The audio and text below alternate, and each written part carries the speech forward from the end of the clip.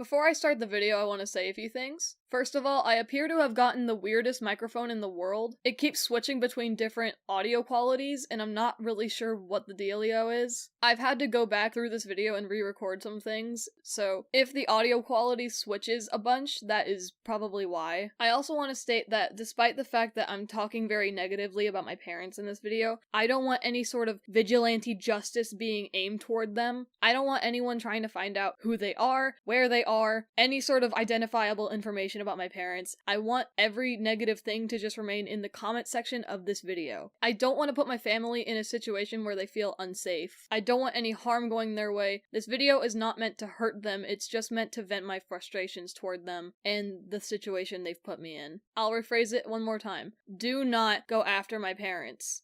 Do not go after my parents. On with the video. Cineborough 3. I don't know how I'll end up wording the title. Whatever it is, whatever you read, it's true. My parents have robbed me. Although they will strongly deny that they've stolen from me. In fact, they've gotten really angry whenever I bring up the fact that they've stolen from me. They don't like the way I word it. They would rather I say, I received consequences for doing things that I did. They didn't steal from me. They went through with their word. I'm spinning the narrative to make it seem like they've hurt me somehow. I'm over-exaggerating and trying to make them look like villains. Let me start from the beginning so that it actually makes sense what I'm about to say. A few months ago, I decided I was going to move out, and I did. I'm currently in my own apartment, and I'm doing pretty good, actually. Other than some obvious financial issues, I've actually been doing pretty good. From the very beginning, my parents did not like the fact that I decided to move out. They didn't think I was ready to move out. They felt like I was just running away again. Running from my problems, in a way. In fact, my dad threw a big old temper tantrum when I first told him. I went to the basement, he was like sorting through papers, and I brought up the idea and I told him I wanted to move out in January. My therapist recommended that I do it, and I really wanted to move out. He got extremely mad when I told him this. He started throwing the papers. He told me to just get away from him, go away. On my way upstairs to leave, I heard him just scream and cuss, and it was just embarrassing. Whenever I complain about this behavior, my parents make excuses for it, like, that's an adult behavior, like, he's reasonably angry. It's your fault for making him act like this. They make it sound like it's adult behavior to be acting like a child. They've also been very vocal about the fact that they do not like my roommate. They've been extremely ableist towards him, implying some really nasty stuff. I really don't want to think about it, but it's true. They've never even met him. In fact, they refuse to meet him. They think he's a violent person, but he's not. Out of respect for my roommate, I'm not gonna go out and say what his issues are, or what my family has said about him, but both me and my roommate found it disturbing. Truly, honestly, I hate the way they talk about him. It's disgusting. Now about my car. The car I have right now is my second one. My first one I paid for in full with my YouTube money, because it was a really cheap car, and at the time I had enough to pay for it. A very wild thing to say, but it's true. I realize how that makes me sound, but yeah. Because I bought my first car in full, I didn't get any credit from it. So I went into buying my second car with no credit. I had no credit score. So I could not get a loan without having my mother co-sign for me. This would be something she would hold over my head for the entirety of me trying to move out. I have never missed a loan payment ever since I got my loan. My mom never chipped in for the loan. As far as we were all concerned, I was completely responsible with how the loan was being paid. And yet, when I brought up the idea of leaving the state to go get my roommate, she didn't trust me anymore with the car loan. And so, my mom demanded that I get her name off of the loan, either by refinancing my car with another bank, or somehow getting her name taken off. I remember when she first said this, she gave me a time frame. She wanted it done by the end of the month, which gave me a few weeks to do it. I tried with the bank to get her name taken off, and it didn't work. I don't remember why, but it didn't. And when I tried refinancing the car at the very same bank, I went like a couple weeks thinking I was making progress, and then at the very last minute they told me that they couldn't actually give me a different loan because I wouldn't qualify. And I believe the only reason I wasn't able to qualify was because they found out I was trying to move out of my parents' house. And so they didn't trust that I would be able to make the payments. And by that, I don't mean that I, sprung it on them. No, I told them that I was trying to move out, and they calculated that, and they found out I wouldn't be qualified if I tried to do that. So I didn't qualify for the loan. At that point, it was way too late for me to go to a different bank in order to see if they would give me another loan. I had run out of time. The thing about my mom is I hate her. And sometimes it feels like she hates me too. She might say she doesn't, and I'll believe her that she thinks she does, but honestly, it feels to me like my feelings. These are my feelings speaking. It feels like she has some sort of vendetta against me. I knew for a fact that she wasn't going to give me any sort of leeway. She told me at the end of the month if I didn't have another loan, then she would be taking my keys, and she would be returning my car. So I panicked, I cried a lot, and I went to my dad with this knowledge, and I told him what the bank told me, and I said that I knew my mom was not going to give me any sort of leeway, and she was going to take my car. My dad agreed with me, and he said he wasn't going to help me. He felt no pity for me, he said. He wasn't going to help me, neither was Mom. I was alone. It felt like I was going to lose everything. Back at that house, my car was pretty much my only chance at freedom. It was the only thing that could have carried me to my new life, and it was being threatened. I cried in front of him, and I remember having, some contingency plans, thought up in my head, at that split second, and I said, I'll just get a U-Haul, and my dad said, good luck renting one at 20. It felt like he was trying to keep me caged.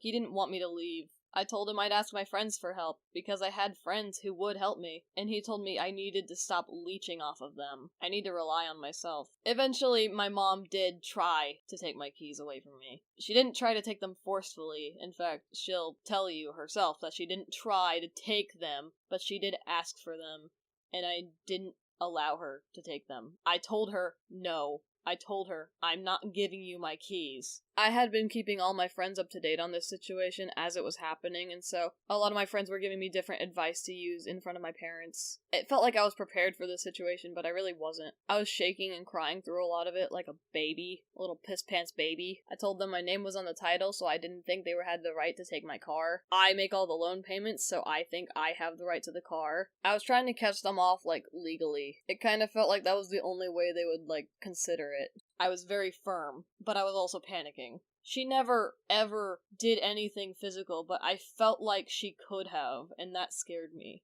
When they realized I wasn't going to give up, my parents went outside and they talked to each other, and when they came back inside, they told me, I can just keep the car, but if I ever missed a loan payment, then they would take legal action. To me, I thought that was just fine, because I've always been responsible with my loan payments, and so I wasn't going to miss a payment, and so they wouldn't have to worry about that, and I wouldn't have to worry about them taking my car. The very next day, they sat me back down again and asked me if I thought I was hot shit. They checked through all the paperwork on my car, and they found out that they actually did have the right to take my car, but they weren't gonna. They made me panic thinking that I were gonna take my car and I was gonna lose my freedom all over again. I went to them thinking that I had, all my legal stuff set up, and that, I knew what I was talking about, I knew what I had, but they just knocked it down and didn't do anything with it. They wanted me to know that I had no control in this situation. It felt very sociopathic, really manipulative. But then, I must have missed this part, because they're insisting that what they actually said, or maybe they said this later, I don't know, must say a lot about me, and maybe I just don't listen, but they insist that they promised that they would take my money and pay for my loan if I went through with my plan to leave the state and pick up my roommate and come back. Now, I have no memory of them saying this. I'm not gonna try and, play games and say, well, I don't think they did say this. They could have, honestly. I'm really bad at listening to them because I hate them. And in general, I'm just really bad at retaining information. But they insist that they warned me. And so the day came that I left Missouri and I went out to go get my roommate, who was states away. And so this road trip took 3 days. In the middle of our drive over, I received a text from my mother warning me not to overdraft my account, because they went into my account and they pulled out $11,000 and maybe $600 more, and they paid off my car loan without my permission. Knowing that I was going cross country, in the middle of my drive, they took $11,000 from me. The amount of things that could have happened during that time that money could have helped with is a lot. It's a lot. A lot could have happened in that time that I would have really needed all out of that money for. When I first received the text, I didn't know how to react. I didn't know how to respond. I was just dumbfounded. It felt not real. It didn't fully hit me until later on. Then I realized that I was now lacking my entire savings account. I was about to enter this new chapter of my life with no money. Here's the thing. I have been a YouTuber since I was like 12 years old. I started making money on YouTube at 13 or 14 years old. I set up a bank account, and my father has access to that bank account because when I made it, I was a minor. Because I was 13 or 14 on YouTube, and I joined the YouTube partnership program and thus started making money. So I needed a bank account, but I was a minor, so my dad had access to it, you know what I'm saying? And so I never ever considered the fact that my parents would actually take money from me. They've done it before, but they've always asked. They've asked if they could take money, and they've always given it back. Not this time. I truly never expected this to happen. It blew me away. I never thought it would be a thing I would have to worry about. All my money is gone, and they don't care. The amount of pissed off I was and am is immeasurable. It cannot be calculated. It was too great. The number too high. Thankfully, I was able to get my roommate just fine, and we made it back safely. At the time of this recording, it is Thanksgiving, and we had a really good Thanksgiving dinner. We did a live stream and everything. It was really fun, but I digress. This entire time, it really did feel like my parents were trying to sabotage me. Like they wanted me to fail, so I would crawl right back to them and tell them how wrong I was, that I should have listened to them, that I should have done what they told me to and just stayed in their house and just listened to their rules and blah blah blah bullshit. This felt personal. What's worse about this to me is just the fact that they don't care. They really do not see the issue in what they've done. Like I've said, they don't like that I call it stealing. But the money went back to you. It went to pay off your car loan. I don't care. I don't care. I didn't want them to do that. I am now sans $11,000 because they did that. Yeah, my car is paid off, but I could have done that without dipping into my savings so hard that I nearly die. I had a plan. I was paying it off monthly. That should have been my choice to make. Well, why did your parents even still have access to your account? Because I didn't think they would steal from me. Truly, honestly, I didn't see this coming. Yeah, well, they warned you, didn't they? I do not fucking care. That was my money that I've been saving since I was a child. Money I did not want to spend. Money that was not theirs to spend. I don't care that they warned me. I don't care that it went back to my car.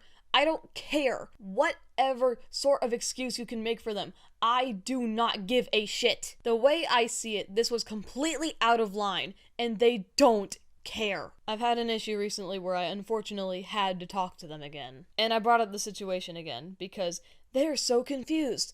They don't understand why I have such an attitude with them. It's completely off their mind. They're really confused as to why I'm being so nasty towards them. I told them I was upset with them because they stole my entire life savings, and they were really unhappy with my wording. They didn't appreciate me spinning the narrative. They were not stealing from me. They were following through with what they said they would do. I don't care. God, I told my mother, I did not want you to spend that money. And my mother responded with, well, we didn't want you to go cross-country. Funny how that works. It feels very spiteful. That call ended up not going very well. In fact, I think I just discommunicated with my entire family on accident.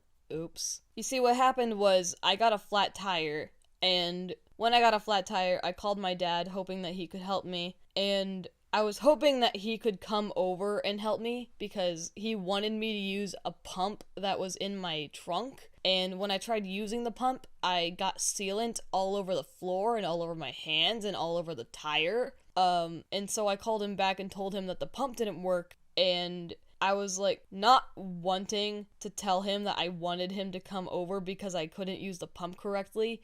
I told him that the pump didn't work and I made a mess, and I should have just told him I wanted him to come over and show me how to use it, but I didn't. I was too embarrassed because this was something he would make fun of me for. And I was kind of automatically assuming that he would tell me to figure it out on my own since I'm an adult now and I've moved out on my own. I'm in the adult world, which is something him and my mother have told me before I moved out, was figure it out on your own because you want to be an adult. Even so, he hadn't rejected me yet, so I had no reason to get so upset. I'd made an assumption on how he'd respond and thus I didn't give him the chance to reject me, so that was my bad. But still, in the middle of talking to him, he passed the phone to my mother, and as soon as I heard her voice, I hung up. They tried to call me back, but I didn't answer. I was already angry. I was not in the mood to hear both of them lecture me. Cut to the call that happened more recently where she said, Me. Actually, it's your fault that we spent your money. Me. because they're two separate calls. My dad thought it was really disrespectful that I hung up on them like that.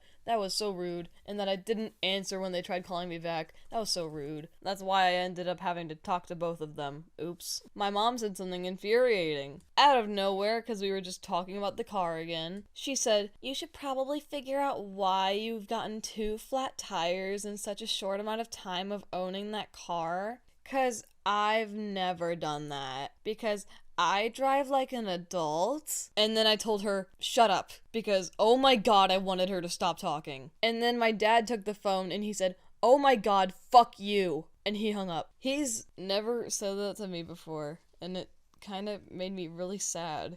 They tried calling me back 5 times and I just didn't answer. I was too busy. I was trying to get out of the house so I could go fix my tire. And then he left me a really long text message basically saying that I was turning out just like my birth mother and that I was not allowed to talk to them ever again unless it's to apologize for telling them to shut up. Can you guess whether or not I'm gonna do that? I made a video. You should probably know that I'm not gonna apologize to them for telling them to shut up. I don't think they're watching this. I think if they were watching this, they would have rage quitted by the first few minutes. If not, then my father's face is probably bright red. He's got his nose all wrinkled up. His face is all scrunched up and red. He's like a bomb. He's gonna blow up. He's got steam coming out of his ears. He's making a 1950s work whistle sound. Probably gonna punch another hole in the wall or something, I don't know. My mother has always treated me like a child. She has never respected me.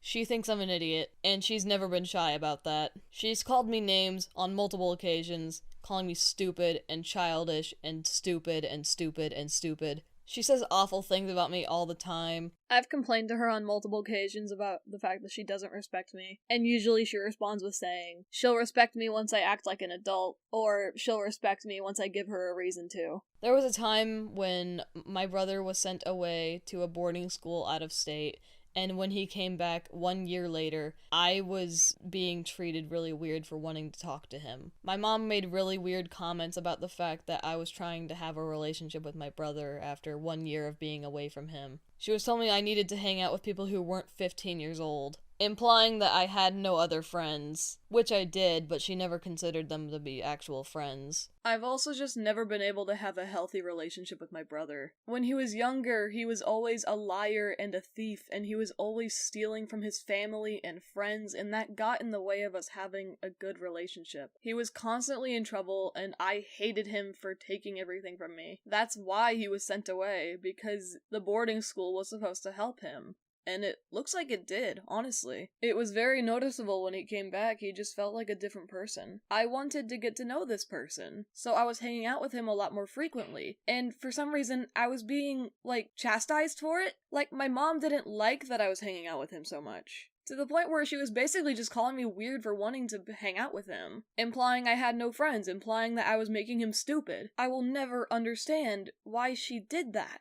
On one occasion, she even pulled me aside and she insisted that I was bringing my brother down. She told me that he's finally able to have adult, mature conversations, and whenever she hears him talk to me, it feels like he has to quote-unquote dumb himself down to talk to me. I feel like what sparks this is mine and my brother's appreciation and love of fictional media, animation, and comic books. Both me and my brother love watching shows and cartoons and animation, and we both love reading comics. We both love getting sucked into fictional stories that in the real world do not matter. It's fun for us. and my mom has always had a sort of disdain for it. She thinks it's childish and stupid, and she has not shied away from telling us that she thinks our interests are dumb. She's told us before that, like, as a child, she just did not care for TV and cartoons. I don't understand that at all, but that probably is just because TV shaped my childhood in a lot of ways. But in all honesty, I don't think that gives her the right to just, like, call us dumb for enjoying things. Honestly, my mom feels like the type of person that would say that cartoons are just for kids, even if you showed her a lot of the adult stories that are told with animation. She would watch Grave of the Fireflies and still go on to say that animation is just a tool to tell children's stories. Which, she also thinks anime is worse than Western cartoons because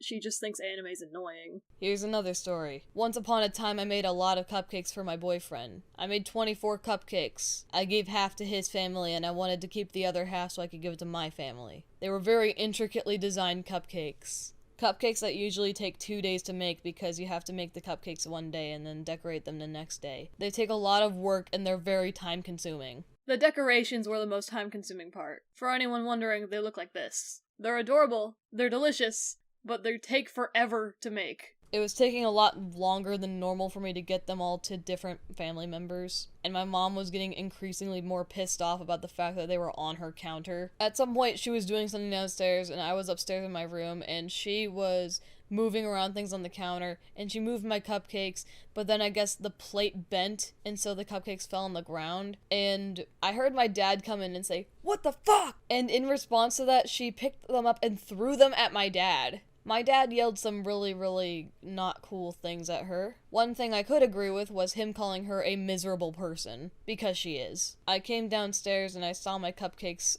being strewn across the floor. They were like coming out of the kitchen. I didn't know what to do. I didn't know what to think. My mom called me down and was trying to yell at me about something else.